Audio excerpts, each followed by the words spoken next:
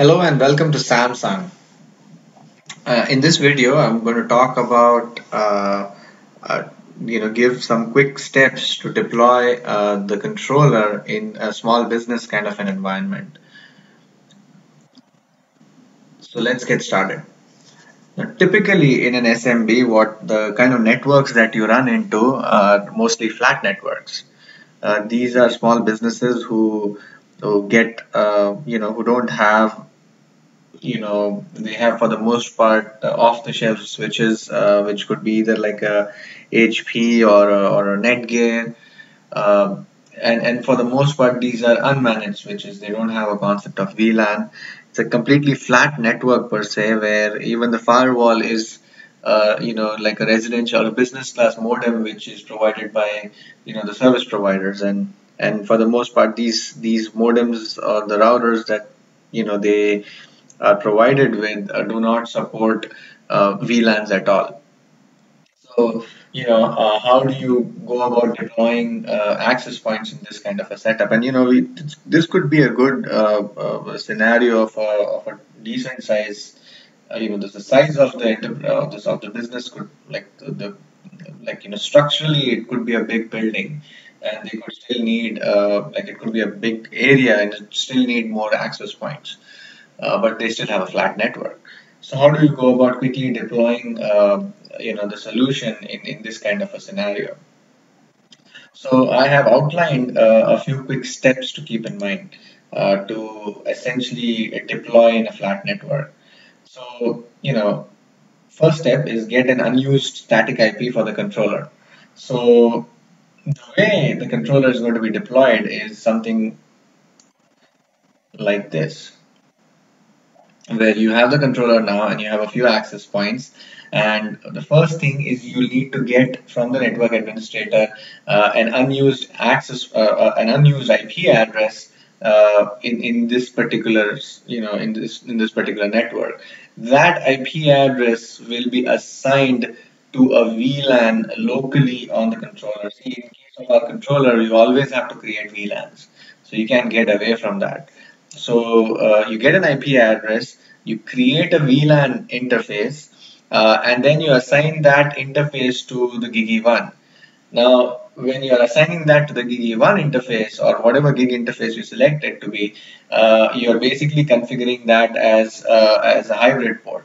Or an access port, but you can create either an access or a hybrid port. I prefer to just do a hybrid port because I'm just used to that, and that's it. That's the network configuration right there, and then that IP address then gets assigned to the controller's AP management address.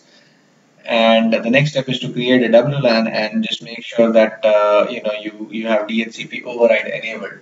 So you can create a Wlan with either local switched or tunneled, and that's it. So these are the only steps that you need to follow, and you are ready to go. So we can quickly do that actually. So assuming you have a controller and you logged into the controller, first thing you're going to do is you're going to make sure that the country settings are changed. So you're going to make sure that the country setting is set to North America. The next thing is you're going to come into interfaces. Just create a dummy VLAN. I mean, at that point, VLANs don't matter in the network. So you can create a VLAN, let's say, VLAN, I don't know, VLAN 50, for instance, or let's say 150.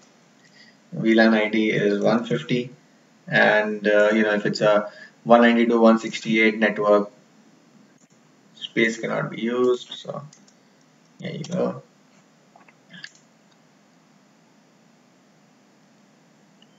So it's a VLAN 150. You turn it on. GIG1, as I said, use hybrid port, service disabled. Let's say if it's a 10.10.150 network, 150 dot, and you got an assigned, you got 10.1.150 for 5 assigned by the network administrator. Assign that. Here typically it's a /24 network. You say DHCP global use and apply.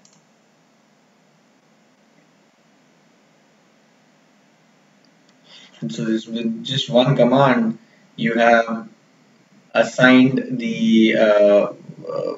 with just one command, you have basically assigned the IP address to the VLAN. The VLAN, the next step that you're going to do is you're going to come here under configuration controller general, and you're going to basically come to the AP management and select that VLAN that you created from that list, and that's it. You're going to add that VLAN to the AP management interface. I'm not going to change it because this is one of my live controllers, but that's all you're going to do, and the AP management is set. Once a port is set to hybrid port, it basically accepts untagged traffic on that particular port. The next step is again create an interface group with that particular VLAN that you created, and then the next step is to go into Wlan and add that Wlan and create. It's in case of a flat network, it would be easier to just basically use the capback mode as a local bridge.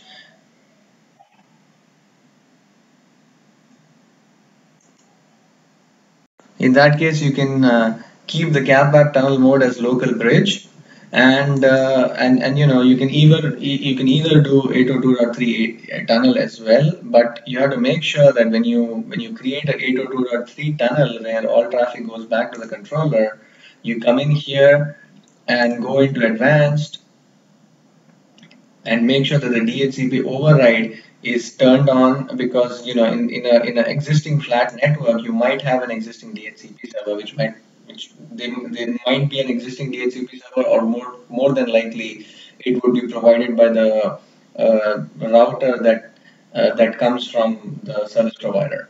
So in this case, you make sure that if you selected 802.3 tunnel, then you turn the DHCP override option on and make sure that the DHCP server address is provided. But the easiest thing to do is to just turn the local bridge mode on, and that's all. Though that's all the configuration that is needed to bring up the controller up and running.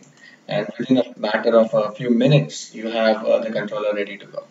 So I hope this was helpful. I look forward to seeing you in the next video. Thank you.